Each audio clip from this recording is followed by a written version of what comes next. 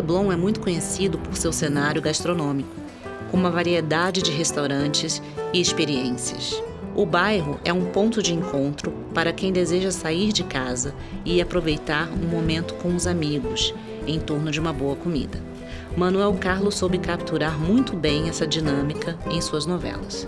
A gastronomia, em suas tramas, reflete a vida social e cultural do Rio de Janeiro, no qual ele sempre esteve inserido. Estamos falando do Leblon de Manuel Carlos.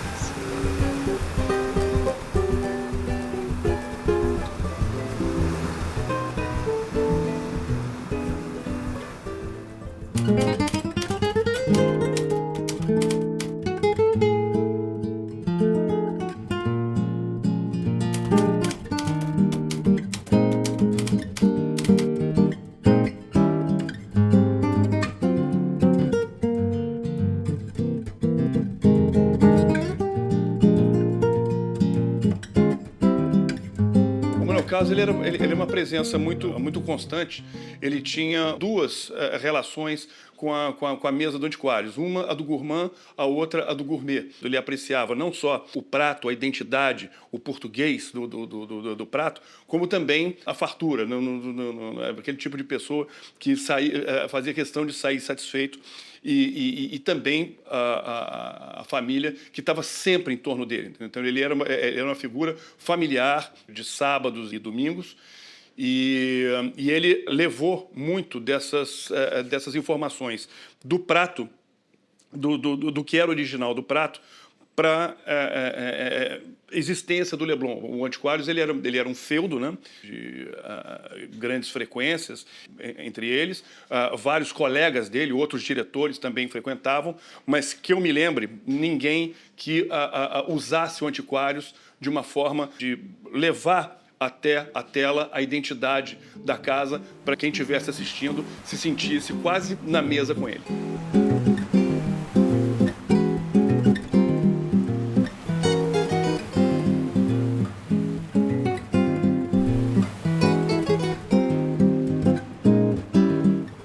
Antes da abertura do Garcia Rodrigues, porque eu estava naquele negócio da obra, ele passava lá, evidentemente eu conhecia que era Manuel Carlos, né? E aí a gente pensava, mas sabe o que vai ser, o que não vai ser, ele vibrando com aquilo e tudo mais e tal.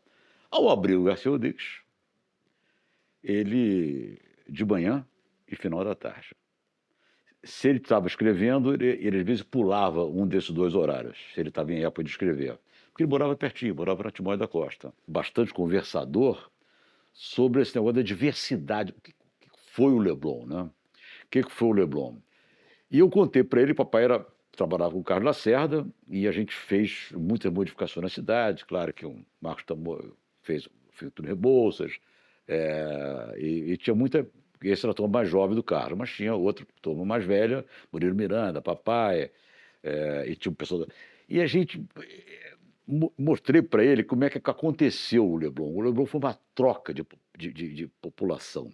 Quer dizer, você retirou a favela da Praia do Pinto, levou a favela da Praia do Pinto para o Cordovil, para a Cidade de Deus e para a própria que o Dom Helder fez lá, o conjunto residencial no Jardim Alá, e trouxe, o que aconteceu? E trouxe a classe média que estava, os militares, trouxe os militares adoidados para o conjunto ali enorme, trouxe os jornalistas para aquele conjunto de jornalistas, quer dizer, foi uma troca, se tirou a classe baixa, então você teve uma mistura bastante, o Leblon passou a ter uma mistura de uma elite, né, que eram os estrangeiros que tinham casa lá, Hegler, a colônia judaica toda rica, os Lehmann, que tinha casa na praia,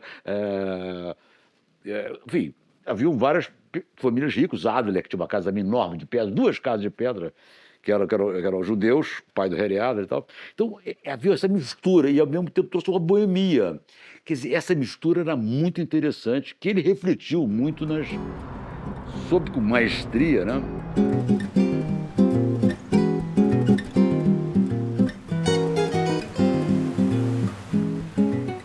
Muitas vezes, quando as produções entravam em contato, elas precisavam do espaço e da logística, né? Do traquejo que as pessoas tinham de servir, de sair logo um prato, de fazer com que a coisa chegasse e agilizasse a gravação tecnicamente.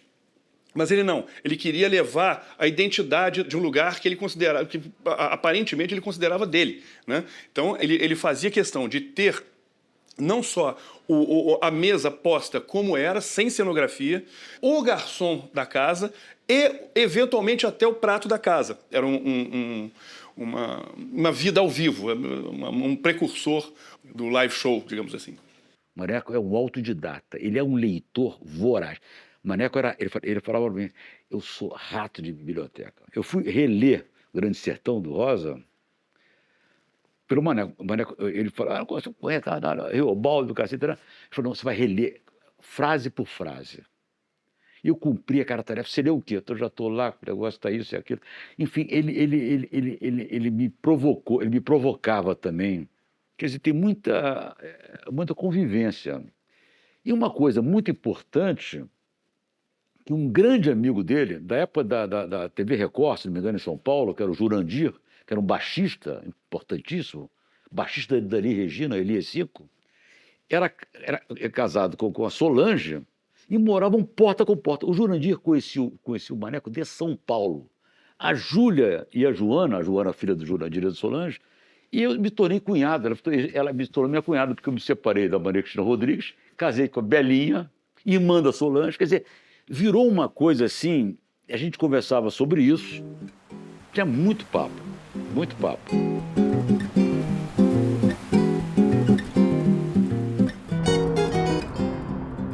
Eles lembraram que ele gostava muito de frutos do mar e que ele gostava muito de pedir em casa o bacalhau à lagareira, que era um prato volumoso, um prato para 4 pessoas bem servidas, né? Mas ele tinha uma curiosidade, ele deixava o ator à vontade, porque o ator muitas vezes também era frequentador do Antiquários. Então ele deixava à vontade dentro de certos parâmetros, né? Não podia ser um prato de empratamento difícil, né? Porque tinha pratos lá que chegavam já prontos da cozinha, já montadinhos, e outros que eram servidos na hora, como é o caso do arroz de pato, era o caso do bacalhau nunca chega, eram pratos que eram feitos na hora e tinham que ser servidos na hora. O próprio transporte já prejudicaria o processo. Então ele deixava, muitas vezes, o ator à vontade para pedir, embora já tivesse um parâmetro de escolhas que ele mesmo estabelecia. Você tinha um time, um naipe de garçons que era destacado para fazer esse serviço, né? Não só fazer o serviço, como também fazer a expedição da cozinha até a mesa ou até a mão do garçom para que ele fizesse o serviço final, o da cena propriamente dita. E muitas vezes as cenas eram marcadas para depois que a casa terminava. O problema é que às vezes a casa não terminava, então tinha um certo conflito ali entre clientes tardios e a gravação. Mas, a rigor, eles estavam marcados para as 2 da manhã e terminavam meio-dia. Então, era uma coisa exaustiva. Durante os intervalos entre novelas, Manuel Carlos costumava aproveitar o tempo livre frequentando restaurantes no Rio de Janeiro. Como já contamos em outro episódio, uma boa refeição era um dos momentos que ele mais valorizava. E Maneco tinha uma preferência especial pelos restaurantes do bairro onde vivia, o Leblon. Esses momentos de privacidade eram essenciais para o autor, que usava os encontros para se inspirar e se conectar com seus amigos e colaboradores. Há muitas histórias interessantes desta época, quando Manuel Carlos reunia colegas de trabalho, atores e amigos próximos para longas conversas regadas a boa comida e excelentes vinhos. Os restaurantes que faziam parte do seu dia a dia eram bem variados. Alguns eram famosos por sua culinária portuguesa, enquanto outros se destacavam pelo ambiente acolhedor, simplicidade e produtos específicos que ele só encontrava por ali. Esses locais foram retratados em suas obras entre os anos de 1990 e 2000, gerando grande interesse do público. O Leblon não é muito grande, né? O Leblon, em comparação, Leblon é metade de Ipanema. Metade de Ipanema mesmo, né? A extensão da praia, etc. Tal. Então você teve o Antônio, você teve o Antiquários, e depois parou naquela coisa de Lecoan, Álvaro, até, por exemplo, o Álvaro, minha família, meus pais, com alguns amigos, pagaram a primeira reforma do Alves, agora foi vendido, é outra coisa. Eu abri o Garcia Rodrigues, já era Fernando Henrique, com 0,96, 0,97 o câmbio. Eu peguei a Max, quando trocou o Arminio no lugar do Gustavo Franco, eu peguei a Max para 1,22, 1,23 o câmbio. Então, pra você ter uma ideia como é que isso foi consumido lá, salames maravilhosos, trazia container dessas coisas, e isso foi uma festa da gastronomia que a gente pôde proporcionar aos cariocas. E o Maneco foi um grande... Maneco encomendava, era uma Maneco e Beth, né? Posso nunca esquecer a Beth, que é uma grande apoiadora de tudo. O grande resultado, a grande expectativa é quando a cena ia ao ar. Foi aí do que fizeram, não sei que ninguém mencionava o Antiquários, mas todo mundo sabia, por causa dos detalhes alaranjados, enfim. Ele fazia com que aquele espaço dele fosse identificado. É uma coisa quase autobiográfica, né? No dia da cena, você tinha uma reação de público inacreditável. Você tinha as pessoas que ligavam para saber que prato era aquele, se tinha receita online. Tinham várias pessoas que iam lá, queriam sentar naquela mesa. Às vezes a mesa era cenográfica. É famoso por reprisar muitas novelas, né? E em algumas delas você tem essas cenas de volta. Então, até hoje, as pessoas ligam para os outros restaurantes que eram remanescentes do Antiquários, lembrando-se dos garçons. Você, Otávio, eu vi você hoje. Ô, Leitão, eu vi você hoje no novelas do Manuel Carlos. Ou seja, não foi só não foi só pontual, né?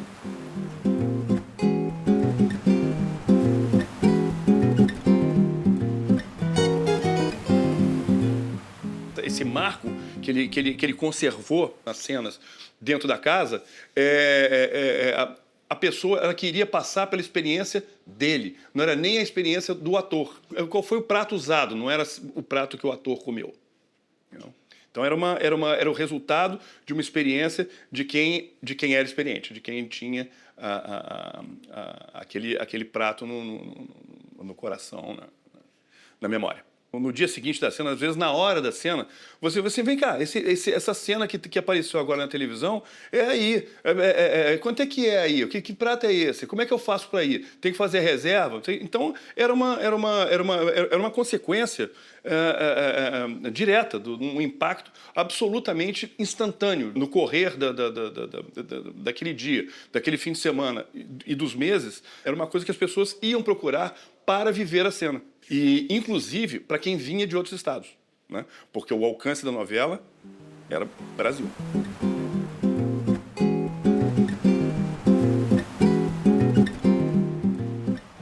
Eu estou muito no Leblon, frequentando o Leblon. Depois eu morei lá e tal. Eu acho que a cidade toda se deteriorou muito, de uma maneira geral. O Leblon, talvez, ela está muito... Vou usar uma expressão da língua inglesa, clusters, clusterizada, muito dividida. Você tem aqui essa região onde eu estou, aqui no escritório do Chico. Você tem aqui o Baixo Gávea, aí você tem um trecho da Dias Ferreira. A Dias Ferreira perdeu muito daquela época. Eu me lembro que eu cheguei trabalhando num projeto do Conde para fazer Sparklets na Dias Ferreira. Teve até uma entrevista do Esco, eu e a Carlota, tentando convencer o Conde de fazer Sparklets e tal. Mas, não sei, hoje ficou... É inseguro, é violento. À noite se perdeu completamente, né? À noite acabou, né? O Leblon era muito importante para a noite. Né? Cazuza, ali na esquina da pizzaria Guanabara. Então acabou a noite, né? Então acabou a noite, o Leblon morreu, em parte, pelo final da noite. Não tem mais tanta graça. Tantas conversas que a gente teve na vida, a gente falando... Eu me emocionei aqui. Você brilhou. E a gente pôde, nós dois juntos, curtir muito o Leblon, que infelizmente não existe mais, mas com muita coisa não existe mais.